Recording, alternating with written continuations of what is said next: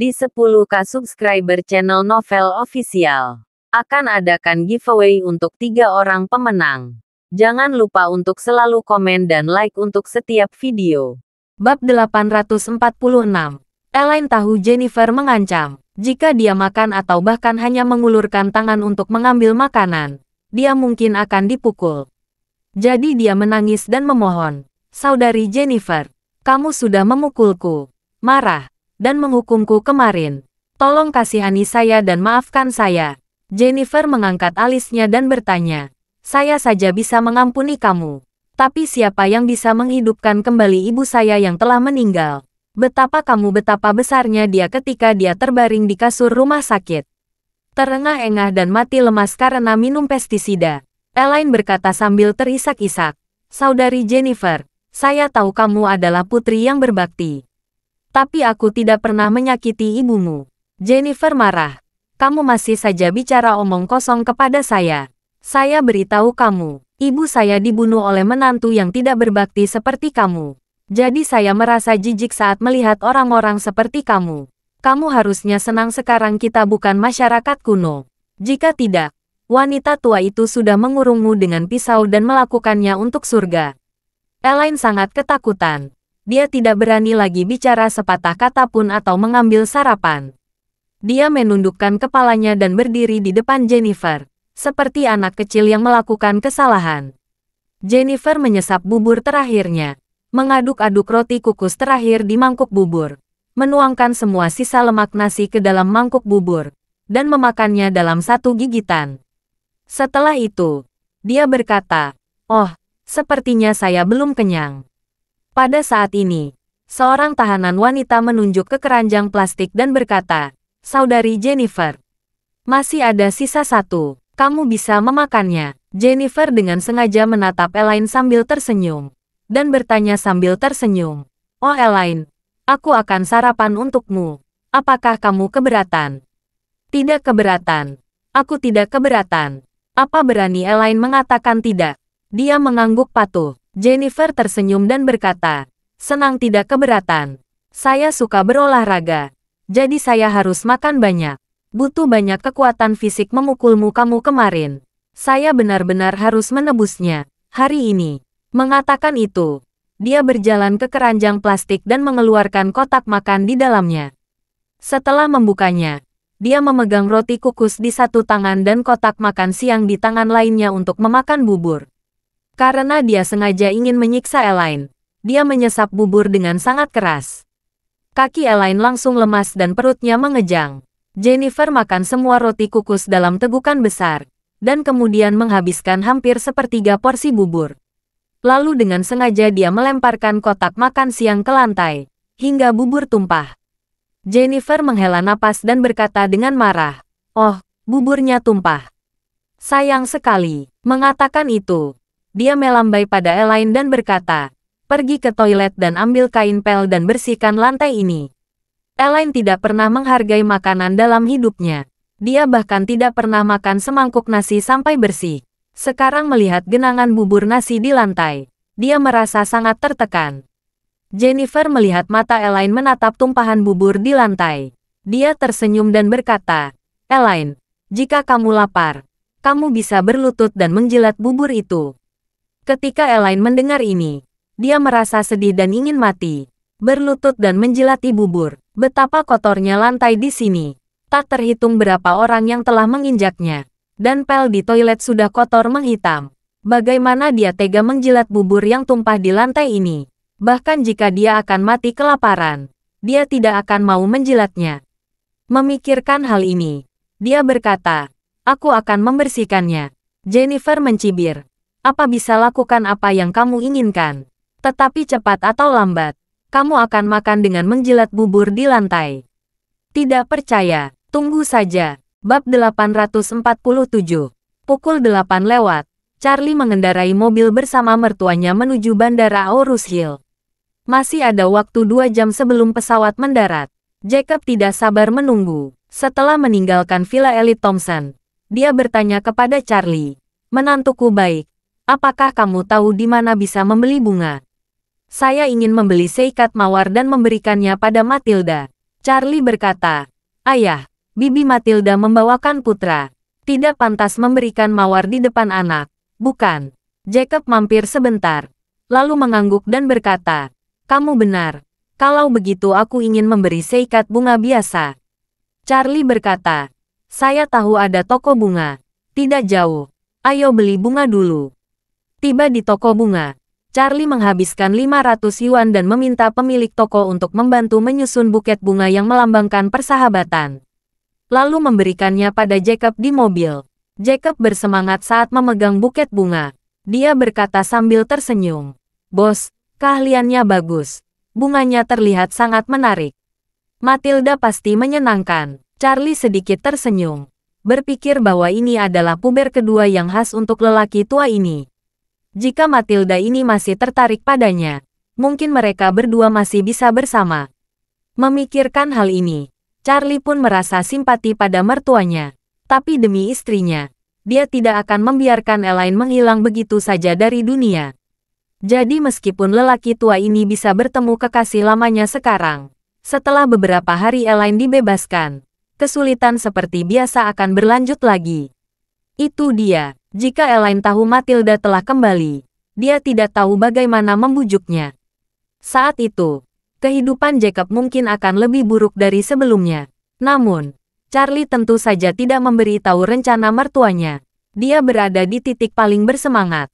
Biarkan dulu dia menikmati kebebasan dan napas cinta pertamanya, sebelum Elaine keluar.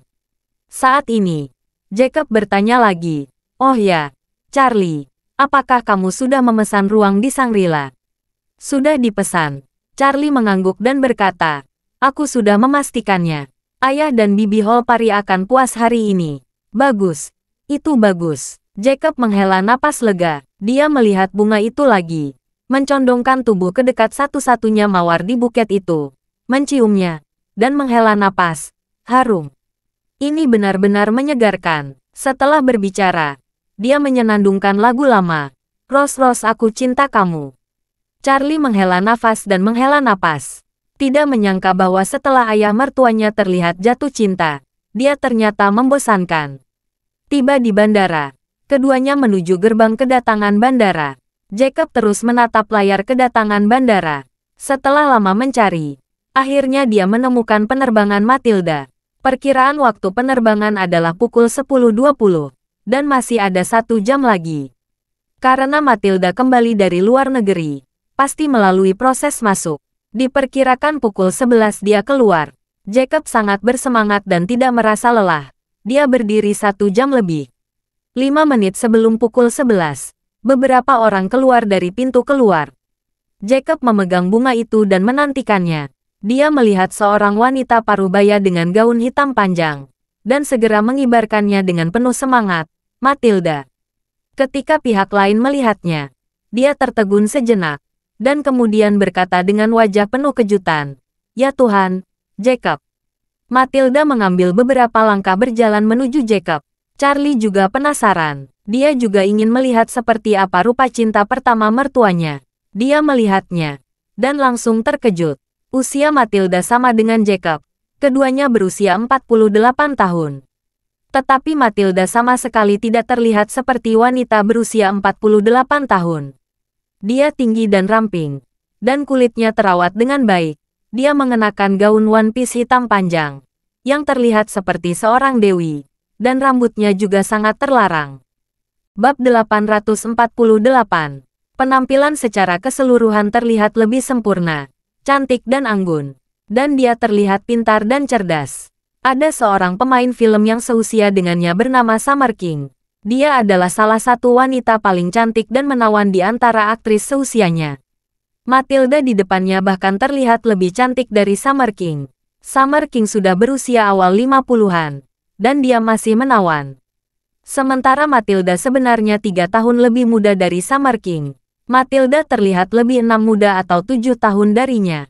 Dia adalah bibi yang hampir berusia 50 tahun. Tapi dia terlihat seperti kakak perempuan yang berusia 30 atau 40 tahun. Charlie tercengang. Tidak disangkanya cinta pertama ayah mertuanya adalah seorang wanita parubaya yang cantik dan sempurna. Bisa dibayangkan betapa cantiknya ketika masih muda. Ya ampun, Charlie sedikit iri pada Jacob. Lelaki gadis tua tak berguna ini bisa jatuh cinta super cantik saat itu. Pada saat yang sama, Charlie juga lebih bersimpati dengan Jacob. Karena Elaine, dia kehilangan wanita cantik dan anggun. Sama bandingannya dengan mengambil satu biji wijen dan kehilangan 10 hektar kebun semangka. Pada saat ini, Jacob memandang Matilda, yang masih cantik tak berhadapan dengan orang di depannya. Dia merasa simpati dan kasihan pada dirinya sendiri. Mengapa setelah lebih dari 20 tahun, wajah Matilda masih terlihat muda? Mengapa setelah lebih dari 20 tahun, dia masih sangat cantik yang membuatnya tidak bisa bernapas? Mengapa setelah lebih dari 20 tahun, senyumnya yang dangkal dan lesung pipitnya yang samar masih sangat menarik? Jacob tidak bisa menggerakkan kakinya saat melihatnya. Pada saat ini, Matilda berjalan cepat ke Jacob, dan setelah berdiri diam, dia menatap dan tersenyum lembut. Jacob, kita tidak pernah bertemu selama lebih dari 20 tahun. Jacob sedikit gugup, dan dia berkata dengan bingung. Itu, ya, Matilda. Bertahun-tahun kita tidak bertemu. Charlie melihat ayah mertuanya masih memegang bunga. Dia lupa memberikannya kepada Matilda. Charlie mengingatkan di belakangnya. Ayah, jangan pegang bunganya sepanjang waktu. Berikan dia. Jacob akhirnya sadar kembali. Buru-buru menyerahkan bunga itu kepada Matilda. Dan berkata dengan gugup, Matilda, ini, bunga ini untukmu. Selamat datang kembali di Aurus Hill. Matilda dengan senang hati mengambil bunga itu, menatap Jacob dalam-dalam, dan berkata, Jacob, terima kasih. Bunga sudah diberikan. Jacob tidak tahu harus di mana meletakkan tangannya. Jadi dia menggosok-gosok tangannya dengan canggung, dan tersenyum kaku. Matilda, kita sudah lama tidak bertemu. Kamu masih baik-baik saja. Pada saat ini, seorang pemuda berambut pirang, tinggi, dan tampan datang dari belakang sambil menarik barang bawaannya. Pemuda pirang ini memiliki kulit yang sangat putih, tidak berbeda dengan orang kulit putih di Eropa dan Amerika. Tetapi pupil matanya berwarna hitam, wajahnya agak Asia, dan dia agak mirip dengan Matilda. Terlihat seperti ras campuran. Dia berjalan ke Matilda dan memanggil sambil tersenyum. Bu, apakah ini teman sekelas kuliahmu? Matilda menariknya dan memperkenalkan Jacob. Jacob, izinkan saya memperkenalkan Anda. Ini putra saya, Paul. Jacob mengambil inisiatif untuk mengulurkan tangannya dan berkata sambil tersenyum. Oh, halo Paul. Kamu bisa berbahasa Cina dengan sangat baik. Paul tersenyum dan berkata, sama-sama, Paman. Meskipun saya warga negara Amerika dan ayah saya juga orang Amerika, saya masih memiliki darah setengah Tionghoa. Ibu saya mengajari saya berbicara bahasa Mandarin sejak saya masih kecil. Dia tidak pernah membiarkan aku bermalas-malasan. Jacob mengangguk, segera memperkenalkan Charlie, dan berkata, Matilda, Paul, izinkan saya memperkenalkan Anda. Ini menantu saya, Charlie. Paul mengambil inisiatif untuk menjangkau Charlie dan berkata sambil tersenyum.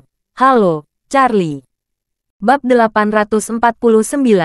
Bahasa Cina Paul sangat bagus. Jika seseorang menutup matanya dan mendengarkan dia berbicara, dia tidak akan mengira dia adalah orang Amerika. Charlie juga sangat terkejut. Dia menjabat dan berkata dengan kagum. Bahasa Cina kamu benar-benar sempurna. Paul tersenyum rendah hati dan berkata, Charlie, kamu terlalu memuji. Jacob, yang berada di dekatnya berkata, omong-omong, Matilda, saya telah memesan satu ruang di Hotel Shangri-La. Ayo kita makan dulu sambil istirahat. Matilda tersenyum manis dan berkata, terima kasih banyak dan menantumu. Sudah jauh-jauh datang menyambut kami dan mengundang kami makan siang. Seharusnya begitu. Jacob tersenyum kaku, dan berkata dengan tidak sabar, kita langsung saja. Oke, Matilda mengangguk, lalu berkata kepada Paul, Nak, beritahu sopirmu, kita tidak naik mobil perusahaan. Kita naik mobil Paman Wilson saja. Paul tersenyum dan berkata, baik Bu, saya akan menelepon pengemudi dan meminta untuk mengantarkan semua barang bawaan ke kamar hotel. Baiklah, Paul dengan sopan berkata kepada Jacob dan Charlie. Paman Wilson, Charlie, tunggu aku dulu. Aku akan menelepon. Maaf. Yakub berkata. Oh, Paulus. Kamu tidak harus begitu sopan dengan paman. Paul tersenyum dan berkata, seharusnya saya sopan. Setelah berbicara, dia mengeluarkan ponselnya dan berjalan ke samping untuk menelepon. Jacob bertanya kepada Matilda dengan rasa ingin tahu. Matilda, kamu dan putramu kembali ke China, dan kalian memesan sopir untuk menjelajah. Matilda mengangguk dan berkata, setelah ayah Paul meninggal, saya selalu ingin kembali ke China dan menetap. Tetapi ayahnya Paul mewariskan perusahaan. Paul berkata dia tidak mau kehilangan seluruh kerja keras ayahnya. Dia secara bertahap fokus pada bisnisnya sejak setengah tahun lalu, dan secara bertahap memindahkannya ke sini. Jacob bertanya dengan heran, apakah dia memindahkan semua bisnisnya ke China? Ya, Matilda berkata, tapi aku tidak terlalu terlibat dalam masalah ini. Paul yang mengurunya. Jacob mengangguk ringan, merasa sedikit rendah diri di hatinya. Matilda dan anak-anaknya kembali ke Tiongkok untuk menetap, dan bahkan memindahkan perusahaannya. Mereka repot-repot memindahkan bisnisnya. Ini berarti bisnisnya tidak kecil. Dari sudut pandang ini, kekuatan ekonomi Matilda saat ini sangat kuat. Sebaliknya, dia merasa sedikit malu pada dirinya sendiri. Keluarga Wilson kini telah runtuh, dan dia tidak memiliki sumber penghasilan. Bahkan bisa digolongkan sebagai orang yang tidak punya uang. Satu-satunya yang bisa dia banggakan adalah villa di Elite Thompson. Tapi villa ini milik Charlie. Memikirkan hal ini, Jacob merasa agak kesal. Dalam situasi saat ini, akankah Matilda memandang rendah dirinya? Sebagian besar orang usia parubaya setidaknya memiliki karir, industri, dan bisnis tertentu. Tetapi dia tidak memiliki apa-apa untuk dilakukan. Ini terlalu berlebihan. Charlie juga melihat ekspresi ayah mertuanya sedikit kesal. Dia tahu mertuanya pasti menganggap Matilda terlalu baik baginya. Dan dia merasa Matilda tidak layak untuknya. Namun Charlie hanya diam saja. Pada saat ini, Paul menyelesaikan panggilan telepon dan berkata sambil tersenyum. Bu, Paman Wilson, dan Charlie, saya sudah memberitahu pengemudi. Ayo kita pergi. Oke, Charlie berkata sambil tersenyum. Kalau begitu ayo pergi. Mereka berempat meninggalkan bandara bersama-sama. Sebuah Rolls-Royce Phantom baru berhenti di depan mereka berempat. Seorang asing keluar dari mobil dan dengan hormat berkata kepada Paul dalam bahasa Inggris. Halo, General Manager. Paulus mengangguk. Sopir bernyanyi itu berkata kepada Matilda. Halo, Direktur. Matilda mengangguk dan tersenyum. Dan berkata, Mike, bantu saya mengantarkan barang-barang kami ke Shangri-La. Minta resepsioni untuk mengantarkannya ke kamar kami. Bab 850. Sopir asing itu menganggukkan kepala dan berkata, baik Direktur, saya akan berangkat sekarang. Setelah itu, dia membuka bagasi Rolls-Royce Phantom, mengambil semua koper di tangan Paul, dan mendokumentasikan ke bagasi. Setelah melakukan ini, dia bertanya lagi pada Matilda, Direktur, Anda dan General Manager Umum tidak pergi bersama saya dengan mobil ini. Matilda mengangguk dan berkata, saya akan ikut mobil teman lama saya. Kamu bisa pergi. Jacob melihat Rolls-Royce yang baru dan mewah, dan merasa sangat tidak nyaman. Dia mengetahui nilai mobil ini. Mobil ini berharga antara 700.000 hingga 1,2 juta dolar AS. Jika dilengkapi dengan patung emas padat ada biaya tambahan sebesar 200.000. Oleh karena itu, Jacob merasa lebih rendah diri. Dia tidak bisa menahan diri untuk berkata kepada Matilda, Matilda, mengapa kamu tidak naik Rolls-Royce ini saja? Mobil saya tidak memenuhi standar. Saya khawatir kamu tidak nyaman bersamaku. Matilda berkata dengan sangat serius. Jacob, kita sudah saling kenal selama bertahun-tahun. Apakah pertanda aku tipe orang yang menyukai kesombongan? Jacob tiba-tiba merasa sedikit malu. Dia ragu-ragu berkata, mobil saya adalah BMW seri 5 biasa. Saya khawatir kamu tidak menyukainya.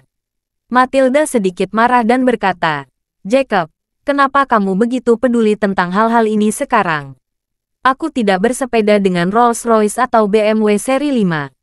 Apalagi jika kamu mengajakku dengan sepeda yang populer saat itu. Aku juga tidak peduli. Saya akan tetap duduk di sana.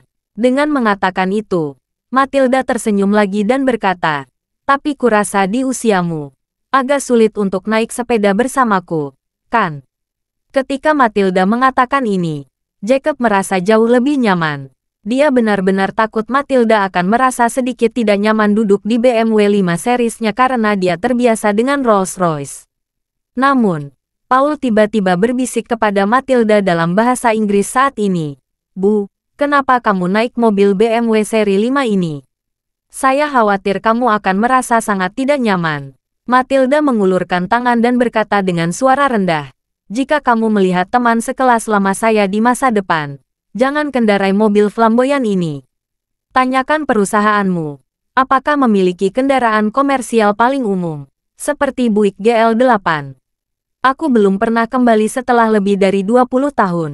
Saya tidak ingin membuat semua orang merasa terlalu timpang. Paul berkata tanpa daya, perusahaanku tidak memiliki mobil murah. Kendaraan komersial yang paling umum adalah Toyota Alphard yang harganya lebih dari 1 juta. Matilda berkata, kalau begitu beli saja mobil untuk 2 atau 300 ribu yuan. Paul tidak punya pilihan selain mengangguk dan berkata, oke, karena ibu yang memesannya, saya akan mengaturnya. Setelah berbicara, dia berjalan ke pengemudi dan berkata di telinga, kembalilah dan beli Buick GL8.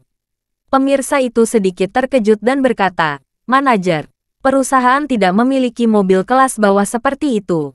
Paulus berkata, tidak apa-apa, beli saja satu. Baiklah, karena kebugaran fisik Charlie jauh lebih unggul daripada orang biasa. Ketika dia mendengar bisikan di antara mereka, dia menyaksikan Matilda. Bibi ini tidak hanya cantik dan pintar, tetapi yang lebih penting, kecerdasan emosionalnya sangat tinggi. Untuk pria parubaya, wanita seperti ini adalah seorang dewi di antara dewi dalam mimpinya.